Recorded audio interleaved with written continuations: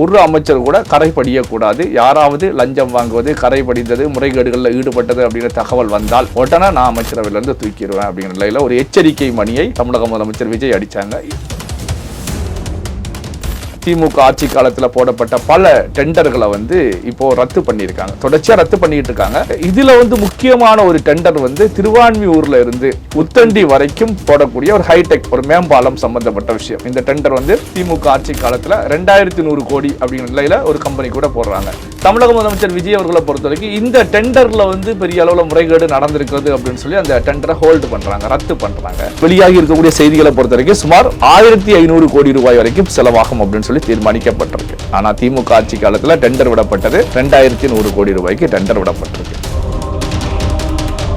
இது எல்லாமே தமிழகம், சென்னை இறங்கக்கூடிய ஸ்டாலின் அவர்களுக்கு பேரிடி தான். காரணம் என்ன அப்படின்னா அவருடைய ஆட்சி காலத்துல நடந்திருக்கு. அப்படிங்கும் போது முழு பொறுப்பும் முதலமைச்சராக இருந்த ஸ்டாலின் அவர்கள் ஏற்றுக்கொள்ளக்கூடிய சூழ்நிலையில தான் இருந்துகிட்டு இருக்கு. இந்த ஆட்சி காங்கிரஸ் ஆட்சியில் வீழ்த்தப்பட்ட பிறகு திராவிடம் வந்த பிறகுதான் அடையார் கூவத்துல முதலை சில கோடிகளை சாப்பிட்டு போன விஷயமே திராவிட கட்சி ஆட்சிக்கு ஒரு வருட காலத்துக்குள்ள வந்துச்சு. ஊழல் திராவிட கட்சிகள் அரியணையில் அமர்ந்த அடுத்த நிமிடமே ஊழலும் திராவிடமும் ஒட்டி பிறந்த இரட்டை குழந்தைகள் அப்படிங்கிற அடிப்படையில் செயல்பட தொடங்கிட்டாங்க. அண்ணாமலை அவர்களை பொறுத்தவரைக்கும் வீத லீடர் அப்படிங்கிற அமைப்பு உருவாக்கி இருக்காங்க. அடுத்து இது கட்சியாக வரும் அப்படிங்கிற கருத்துக்களையும் முன் வச்சிருக்காங்க. 2031 ஆட்சி பிடிப்போம் அப்படிங்கிற கருத்துக்களையும் முன் வைக்கிறாங்க. ஆனா 2031 ஆட்சி பிடிப்பதற்கான வாய்ப்புகள் கிடையாது. என்ன காரணம் அப்படின்னா இந்த பக்கம் ஒரு நேர்மையான ஒரு ஆட்சி,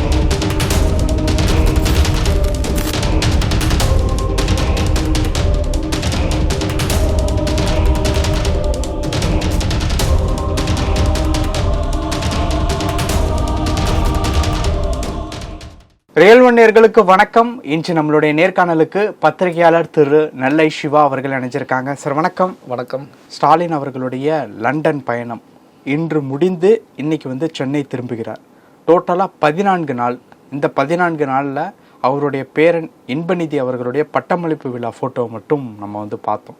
வேற எந்த போட்டோவும் கிடைக்கல. சில பேர் அவருடைய சிகிச்சைக்காக போயிருக்காங்க அப்படிங்கிற மாதிரியான விஷயங்கள்லாம் சொல்லியிருந்தாங்க. இப்போ இந்த 14 நாள் பயணத்தில் என்ன நடந்திருக்கு? இப்போ இவர் சென்னைக்கு ரிட்டர்ன் ஆனதன் பிறகு திமுகவில் எதிர்கட்சியாக இருந்து அது அவர்களுடைய நடவடிக்கை அதாவது அதிரடியாக எதிர்பார்க்கலாமா? எப்படி சார் இந்த லண்டன் பயணத்தை பொறுத்த வரைக்கும் நாம் ஏற்கனவே பேசியிருந்தோம். ஒன்று உடல்நிலை சம்பந்தப்பட்ட விஷயம் அப்படின்னாலும் அதை கடந்த நிலையில் ஸ்டாலின் அவர்களுக்கு ஓய்வு தேவை. அது கடந்து கட்சி சார்ந்த விஷயங்கள் லண்டனில் முடிவு செய்யப்படுகிறது. பல விஷயங்கள் அடுத்து திமுக எப்படி பயணிக்கணும் அப்படிங்கிற நிலையில் பல வியூகங்கள் லண்டனில் பல சந்திப்புகள் மூலமாக நிகழ்த்தப்பட்டுக்கிட்டு இருக்கு அப்படிங்கிற தகவல்களை நம்ம பேசியிருந்தோம். இன்னைக்கு திமுக தலைவர் ஸ்டாலின் அவர்கள் இந்தியா திரும்புகிறாங்க, தமிழகம் சென்னை வர்றாங்க.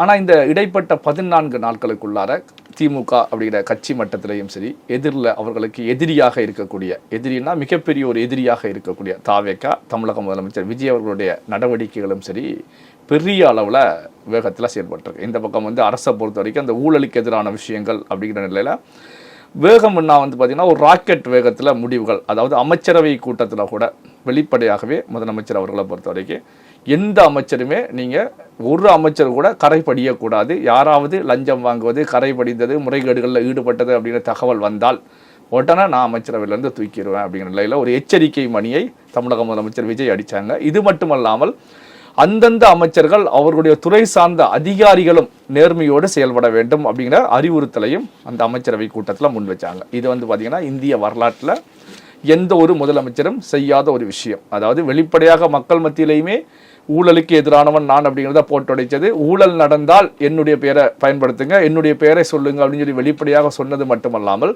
தன்னுடைய கட்சிக்குள்ளேயும் யாரும் ஒருவரும் பணம் வாங்கக்கூடாது, ஊழல் செய்யக்கூடாது அப்படிங்கிறத கட்சியினருக்கும் எச்சரிக்கை மணி தளபதி விஜய் அவர்கள் தமிழக முதலமைச்சர் அவர்கள் முன் வச்சாங்க. இது மட்டும்தானா அப்படின்னா பல டெண்டர்கள் திமுக ஆட்சி காலத்தில் போடப்பட்ட பல டெண்டர்களை இப்போ ரத்து பண்ணியிருக்காங்க, தொடர்ச்சியாக ரத்து பண்ணிட்டு இருக்காங்க. அதே போல் தான் ரத்து நடந்துகிட்டு இருக்கு. இதில் முக்கியமான ஒரு டெண்டர் திருவான்மியூர்ல இருந்து உத்தண்டி வரைக்கும் போடக்கூடிய ஒரு ஹைடெக் ஒரு மேம்பாலம் சம்பந்தப்பட்ட விஷயம். இந்த டெண்டர் திமுக ஆட்சி காலத்தில் 2100 கோடி அப்படிங்கிற நிலையில் ஒரு கம்பெனி கூட போடுறாங்க.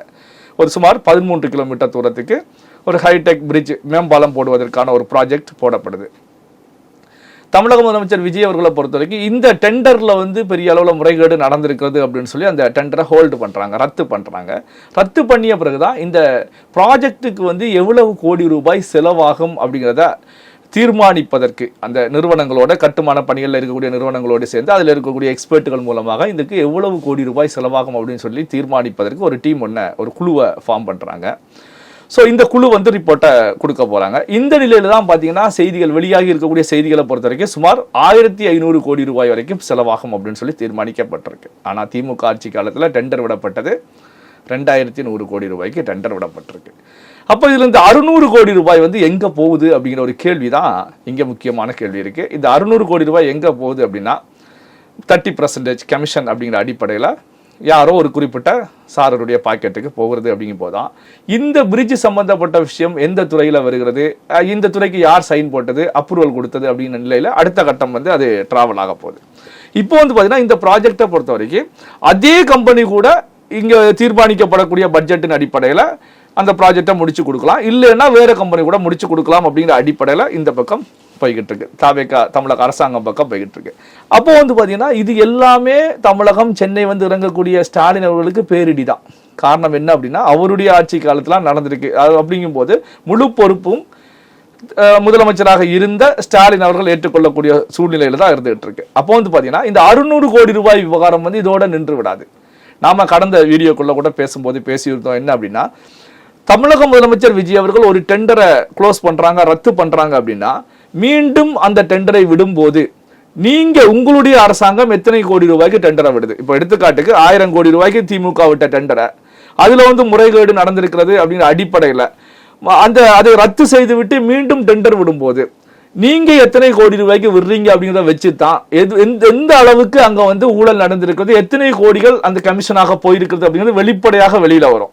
அதே நேரத்தில் நீங்க விடக்கூடிய டெண்டரும் ஏற்கனவே திமுக ஆட்சி காலத்தில் விடப்பட்ட டெண்டருக்கும் இடையில டிஃபரன்ஸ் வந்து பெரிய அளவில் இல்லைன்னா அப்போ தாவேக அரசு மீதும் களங்கம் ஏற்படும் அப்படிங்கிற கருத்துக்களை முன் வச்சிருந்தோம். இப்போ 600 கோடி ரூபாய் அப்படின்னா இந்த 600 கோடி ரூபாய் பணம் யாருடைய பணம்?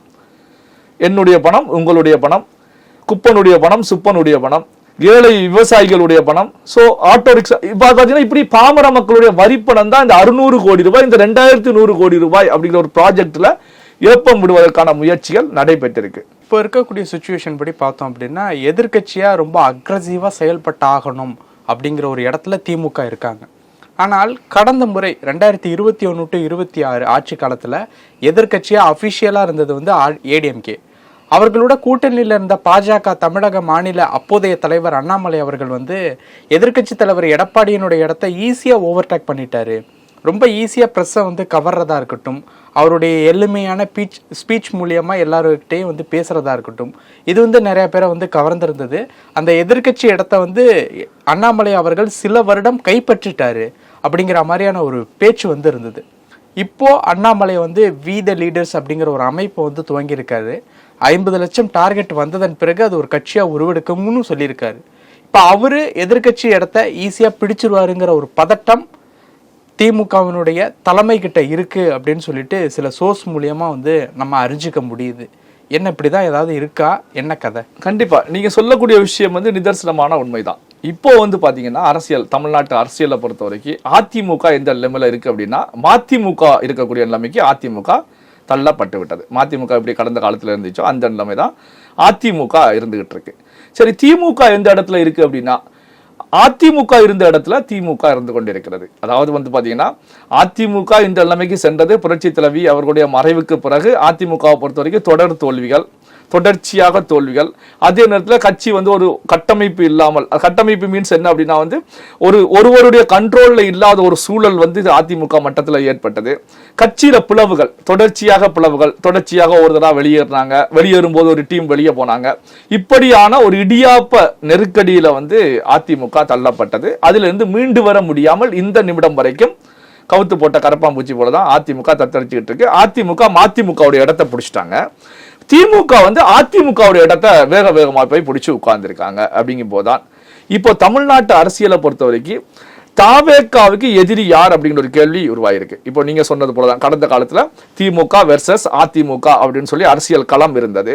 இப்போ வந்து தாவேக்கா வெர்சஸ் அப்படின்னு சொல்லி கேள்விகளை வைக்கும் போதா அந்த இடம் இன்னும் ஃபில் செய்யப்படவில்லை, நிரப்பப்படவில்லை அப்படிங்கிறது ஒரு வேக்கண்ட் இருந்துட்டு இருக்கு. ஜெயலலிதா அவர்கள் மறைவுக்கு பிறகு, கலைஞர் அவர்களுடைய மறைவுக்கு பிறகு பாத்தீங்கன்னா இன்னும் வந்து ஒரு மாசான ஒரு லீடர் இல்ல. சோ அதை வந்து யார் பிடிக்க போறாங்க அப்படின்னு கேள்வி உருவாச்சு. அதாவது ஸ்டாலின் அவர்கள் பிடிக்க போறாங்களா, இல்ல அதிமுக எடப்பாடி பழனிசாமி அவர்கள் பிடிக்க போறாங்களா? ஏன்னா ஒரு வேக்கண்ட் இருக்கு அப்படிங்கிற விஷயங்கள் சொல்லப்பட்டது. அந்த நேரத்தில் ரஜினிகாந்த் அவர்கள் அரசியல் பேசும்போது கூட சோ வேக்கண்ட் இருக்கிறது அப்படிங்கிற விஷயத்தை பதிவு பண்ணாங்க. ஒரு காலியா இருக்கு, அந்த இடத்த பிடிக்கணும், சிஸ்டம் சரியில்லை அப்படிங்கிற விஷயங்களை எல்லாமே பதிவு பண்ணாங்க. சோ இப்போ வந்து பாத்தீங்கன்னா எதிர்க்கட்சியில யார் வந்து உட்கார போறாங்க அப்படிங்கிற இடம் வந்து வேக்கண்டா தான், என்னுடைய பார்வையில வேக்கண்டா தான் இருந்துட்டு இருக்கு. என்ன ரீசன் அப்படின்னா எதிர்க்கட்சியில வேகம் எடுத்து செயல்பட வேண்டிய, ஏன்னா ஸ்டாலின் அவர்கள் கட்சி தலைவராக இருக்காங்க. ஒரு எதிர்க்கட்சி தலைவராக உதயநிதி ஸ்டாலின் அவர்கள் தான் சட்டமன்றத்தில் செயல்பட்டு இருக்காங்க. உதயநிதி ஸ்டாலினுடைய செயல்பாடு வந்து பெரும் அளவுல திருப்திகரமாக இல்லை. அதாவது தாவேக்காவை எதிர்த்து நிற்கக்கூடிய அளவுல இல்ல, மிகப்பெரிய அளவுல ஒரு பின்னடைவுல தான் உதயநிதி ஸ்டாலின் அவர்கள் இருந்துகிட்டு இருக்காங்க. அப்போ வந்து பாத்தீங்கன்னா திமுக வந்து பெரிய அளவுல செயல்பாடு இல்லாமல் இருக்கக்கூடிய நிலை. ஏன்னா செயல்பாடு இல்லாமல் இருப்பதற்கு காரணம் பல காரணங்களை சொல்லலாம். என்ன அப்படின்னா விஜய் அவர்கள் எடுத்திருக்கக்கூடிய ஆயுதம், தமிழக முதலமைச்சர் கையில் எடுத்திருக்கக்கூடிய ஆயுதம் என்ன அப்படின்னா வந்து இது சாதாரண ஆயுதம் கிடையாது. என்ன அப்படின்னா இந்த ஆயுதம், இந்த ஒரு ஆயுதம் மட்டுமே முதலமைச்சர் விஜய் அவர்களுக்கு போதும் திராவிட கட்சிகளை துண்ட காணோம் துணிய காணோம் அப்படின்னு ஓட வைப்பதற்கு அப்படிங்கிற நிலையில தான் இது மிகப்பெரிய ஒரு ஸ்ட்ராட்டஜியா தான் நான் பாக்குறேன். என்ன அப்படின்னா வந்து அரசியல் கட்சி ஆரம்பிக்கக்கூடியவங்களை பொறுத்த வரைக்கும் கட்சியில வந்து அவங்க கட்சியுடைய கொள்கைகள் அப்படின்னு பல விஷயங்களை பட்டியலிடுவாங்க. இது என்னுடைய கொள்கை, அது என்னுடைய கொள்கை, இதுதான் என்னுடைய கொள்கை அப்படிங்கிற விஷயங்களை இது பண்ணுவாங்க. ஆனா அந்த கொள்கைகளை பொறுத்த வரைக்கும் களத்துல வந்து அவங்க ஃபாலோ பண்றதே கிடையாது, காட்டுல பறக்க விட்டுருவாங்க. அதே நேரத்தில் வந்து பாத்தீங்கன்னா தளபதி விஜய் அவர்களை பொறுத்த வரைக்கும் எடுத்த ஆயுதத்துல வந்து ஒரு முக்கியமான ஆயுதத்தை தான், பிரதானமான ஆயுதம், இந்த ஒரு ஆயுதத்தை வச்சு எதிரிகளை அடிச்சு காலி பண்ணி விடுவேன், எதிரிகளை இல்லாத அளவுக்கு கண்ணு கட்டிய தூரம் வரைக்கும் எதிரிகள் இல்லாத அளவுக்கு அடிச்சு காலி பண்ணி விடுவேன் அப்படிங்கிற நிலையில தான் இந்த ஊழல் அப்படிங்கிற ஒரு விஷயத்தை தான் மிக முக்கியமானதா கையில் எடுத்துக்காங்க. காரணம் என்ன அப்படின்னா இந்த ஊழல் அப்படின்னு நம்ம 3 எழுத்துல சொல்லிட்டு போனாலும் 60 ஆண்டு கால இந்த திராவிட கட்சிகள் வந்து தமிழ்நாட்டுக்கு கொண்டு வந்த மிகப்பெரிய ஒரு நோய் வந்து இந்த ஊழல். அதாவது அதுக்கு முந்தைய காங்கிரஸ் ஆட்சி காலத்துல எல்லாம் பெரிய அளவுல எந்த விதமான ஊழல்களும் பெரிய அளவுல இல்ல, சின்ன சின்ன விஷயங்கள் இருந்திருக்கலாம், ஆனா பெரிய அளவுல இல்ல. காமராஜர் ஆட்சியோட பொற்கால ஆட்சி அப்படின்னு சொல்லி நம்ம பாராட்டிட்டு இருப்போம். இந்த ஆட்சி காங்கிரஸ் ஆட்சிகள் வீழ்த்தப்பட்ட பிறகு திராவிடம் வந்த பிறகுதான் ஆத்துல வந்து அடையார் கூவத்துல வந்து முதலை வந்து சில கோடிகளை சாப்பிட்டு போன விஷயமே வந்து திராவிட கட்சி ஆட்சிக்கு வந்து 1 வருட காலத்துக்குள்ள வந்துச்சு. என்னன்னா கூவம் ஆட்டுல முதல்ல வந்து சில கோடிகளை சாப்பிட்டு ஓடிடுச்சு அப்படின்னு சொல்லி சட்டமன்றத்துல பதிவு செய்த விஷயங்கள் எல்லாமே நமக்கு தெரியும். சோ அப்போ வந்து திராவிட கட்சியில் எப்போ ஆட்சியில வந்து உட்கார்ந்தாங்களோ அடுத்த நிமிஷம் வந்து ஊழல் மட்டும்தான் எங்களுக்கு பிரதான ஒரு கொள்கை அப்படிங்கிற நிலையில பணத்தை கொள்ளை அடிக்கக்கூடிய வேலைகள்ல வேகம் எடுத்து செயல்பட துவங்கினாங்க. அப்போ வந்து பாத்தீங்கன்னா இந்த ஆயுதத்தை தான் விஜய் அவர்கள் கையில் எடுத்தாங்க. என்ன அப்படின்னா ஊழல் வந்து திராவிட கட்சிகள் அரியணையில் அமர்ந்த அடுத்த நிமிடமே ஊழலும் திராவிடமும் ஒட்டி பிறந்த இரட்டை குழந்தைகள் அப்படிங்கிற அடிப்படையில செயல்பட தொடங்கிட்டாங்க.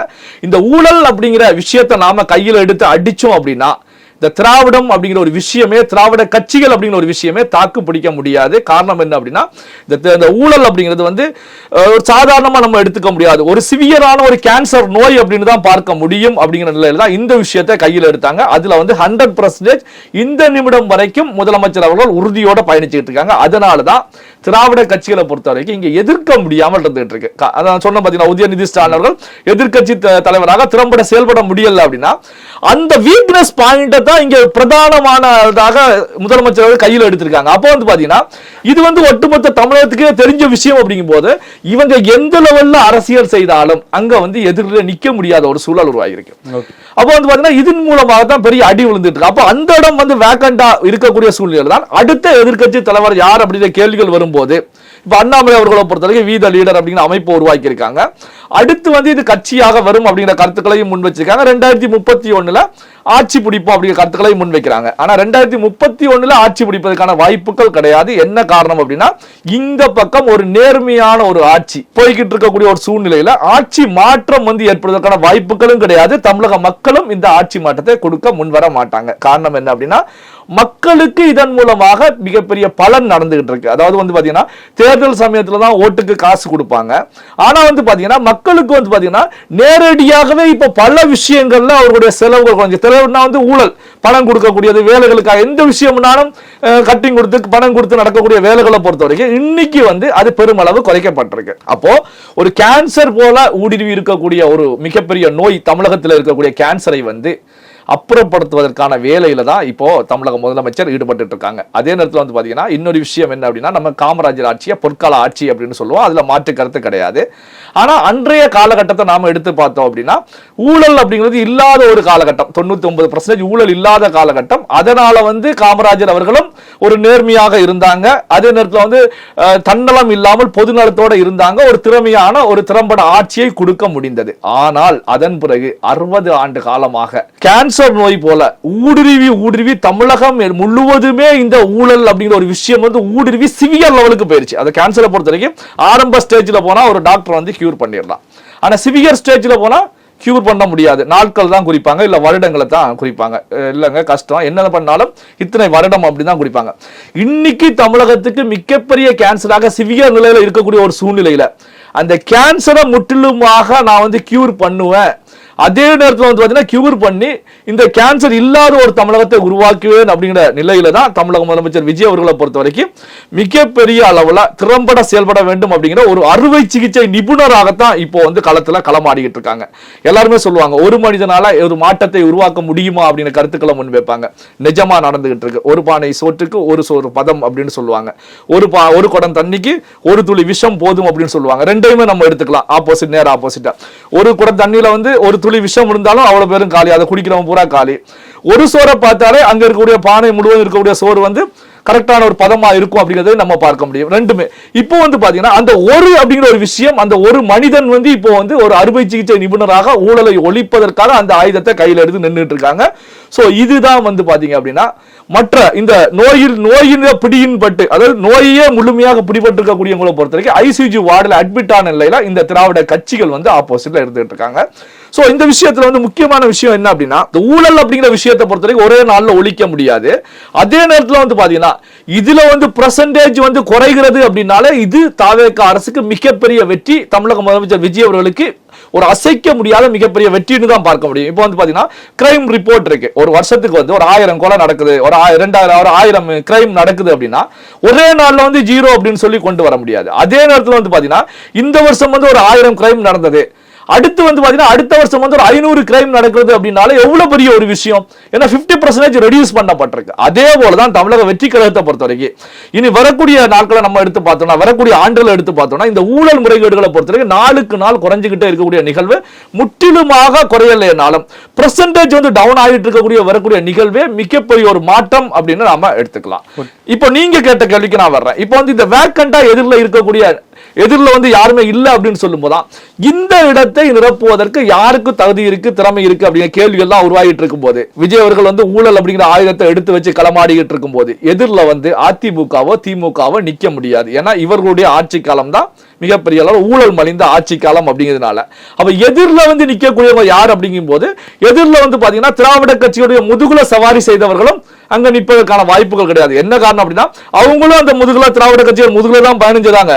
முதுகுல சுமந்தவனே வந்து பாத்தீங்கன்னா இப்ப வந்து சமாளிக்க முடியாம திண்டாடிக்கிட்டு இருக்கும் போது டிராவல் பண்ணவங்க நிக்க முடியுமா? நிக்க முடியாது. அப்ப அந்த இடத்துக்கு வந்து புதிதாக ஒரு நபர் தேவைப்படுகிறார், புதிதாக ஒரு கட்சி தேவைப்படுகிறது அப்படிங்கும் போது அப்ப அண்ணாமலை அவர்கள் கட்சி காணும் போது ஆப்போசிட்ல எதிர்கட்சி அப்படிங்கிற அண்ணாமலை அவர்கள் வருவதற்கான வாய்ப்புகள்லாம் பெருமளவுல இருக்கும். காரணம் என்ன அப்படின்னா விஜய் பக்கமும் இளைஞர் படை பெருமளவுல இருக்கிறது, அண்ணாமலை பக்கமும் இளைஞர்கள் அதிக அளவுல உருவாகுவாங்க அப்படிங்கும் போது அப்போ வந்து பாத்தீங்கன்னா வெர்சஸ் அதாவது தாவேகா வெர்சஸ் யார் அப்படிங்கும் போது அண்ணாமலை உருவாக்கக்கூடிய கட்சி அப்படிங்கிற நிலை வந்து கூடிய விரைவில் அண்ணாமலை கட்சி ஆரம்பிக்கும் போது எதிரில் வரும். அப்போ வந்து பாத்தீங்கன்னா நீங்க சொன்னது போலதான் திமுகவுக்கு வெர்சஸ் அப்படின்னு எடுக்கும்போது அந்த இடத்தை வந்து அண்ணாமலை நிரப்பக்கூடிய நிரப்பிய நிலையில நாம பார்த்துக்கிட்டு இருந்தோம். அதாவது அதிமுக அடிபட்டு போனது, அண்ணாமலை கட்சி ஆரம்பிச்சு வரும்போது தாவேகா வெர்சஸ் அப்படின்னு வரும்போது திமுக அதிமுக அடிபடும். அந்த இடத்துல அண்ணாமலை ஆரம்பிக்கக்கூடிய கட்சி இடம்பெறும். பல விஷயங்கள் பேசியிருக்கோம். நேரத்திற்கு நன்றி சார். நன்றி.